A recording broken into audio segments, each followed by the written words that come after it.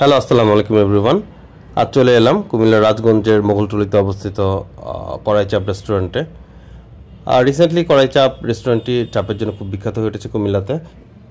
কুমিল্লার যে কয়টি রেস্টুরেন্ট চাপ মশালা, চিকেন চাপ, লুচি এগুলোর জন্য বিখ্যাত, এর মধ্যে কড়াই চাপ অন্যতম। আমরা আসলাম, আজ দেখি এখানকার চাপ এবং অন্যান্য আইটেম কীরকম আপনাদের সঙ্গে শেয়ার করব।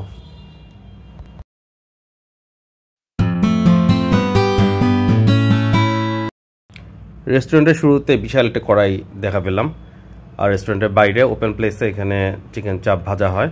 অ্যাকচুয়ালি এটা একটা ফুড কার্ট ছিল একসময় কড়াই চাপ, এখন বেশ পপুলারিটি পাওয়ায় এটা রেস্টুরেন্টে রূপ নিয়েছে এবং ভিতরে, আর কিচেনটা বাইরে, ভিতরে আমরা যাই দেখি রেস্টুরেন্টটা কেমন।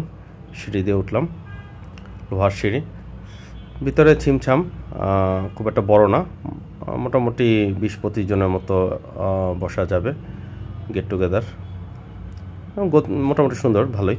আমরা অর্ডার করেছিলাম লুচি, চিকেন চাপ এবং লুচির যে প্যাকেজটা, 2টা লুচি এবং চিকেন চাপটা সাইজ বেশ বড়, 120 টাকা, সাথে ধনেপাতা, চাটনি, সস এবং সালাদ থাকে।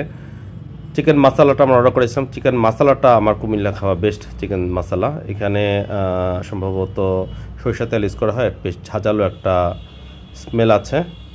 চাপটা বেশ ভালো, বাট সেদিন হয়তো খুব একটা ফ্রেশ চিকেন চাপটা ছিল না, আমাদের কাছে খুব একটা ভালো লাগেনি, বাট চিকেন মশালাটা খুব ভালো।